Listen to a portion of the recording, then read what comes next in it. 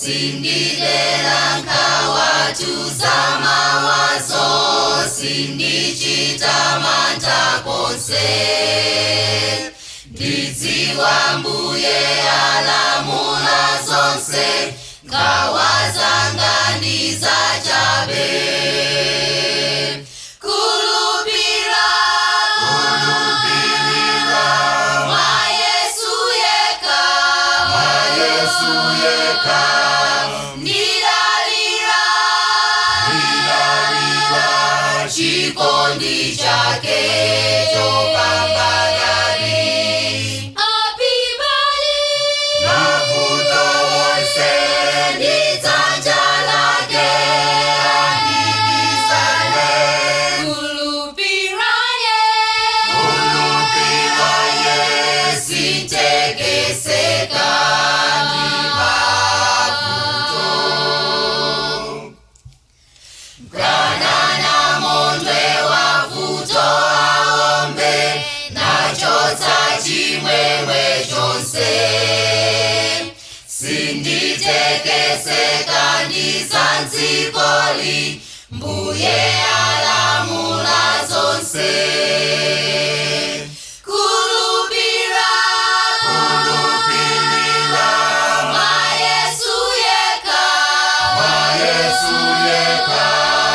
ndidalira chikondi chake chopambanadi.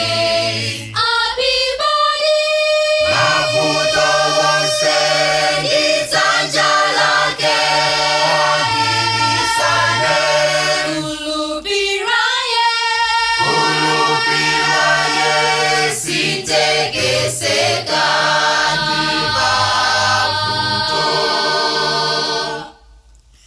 Ambuye adzanditsogolerane kupyola mavuto onse.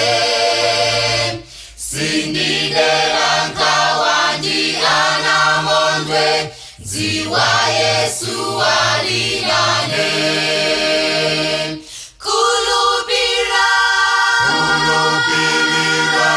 mwa Yesu yekha, ndidalira chikondi chake chopambanadi. Apibali mavuto wonse ndidzanja lake andibisane. Kulupira sintekeseka ndimavuto.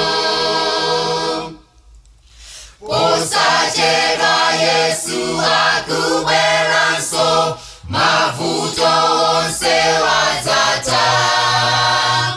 Adzanditsogolera ulendo wa kwathu kuseri kwa